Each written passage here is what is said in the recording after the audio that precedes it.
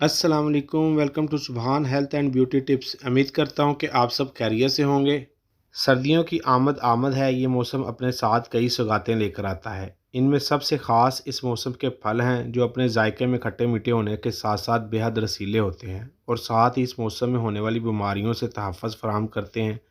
इनमें कीनू, माल्टा, फ्रूट्स और मिठे शामिल है। मिठा इन फलों से कदरे मुख्तलिफ है क्योंकि एक तो यह नारंगी का तरह ना तो बाहर से नारंगी रंग के लिए होता है और ना ही अंदर से। बाहर से सब्ज़ जबकि अंदर से लीमू की तरह नज़र आने वाला ये फल अपने अंदर सेहत बख्श अज़ा के साथ कई बीमारियों के लिए शिफा रखता है। जहाँ तक इसके जायके की बात है तो वो मीठा होता है, अलबत्ता कभी कभार इसका जायका कदरे कड़वा मालूम होता है। ये मुख्तलिफ बीमारियों से लड़ने की हैरत अंगेज़ सलाहियत रखता है। इसमें कैल्शियम, कापर, आयरन, फास्फोरस और पोटाशियम की वाफर मकदार पाए जाते हैं, जबकि विटामिन सी इसका बुनियादी जुज़ है। ये हैरत अंगेज़ फल जिस्म में पानी की कमी नहीं होने देता।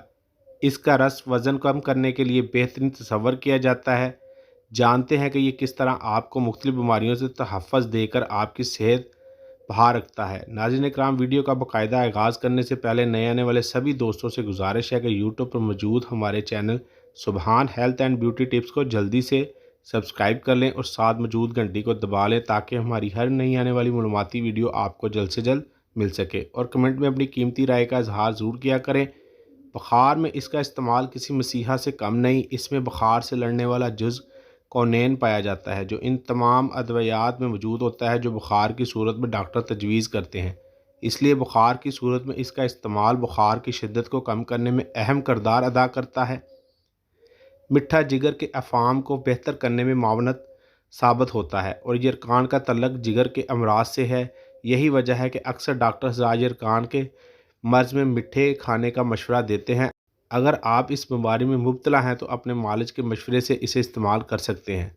यह तासीर में ठंडा है तो ऐसे अफराद जिन्हें जिगर की गर्मी की वजह से हथेलियों और पैरों के तलवों में जलन की शिकायत रहती है, मिठा खाने से इनकी ये कैफियत दूर हो सकती है।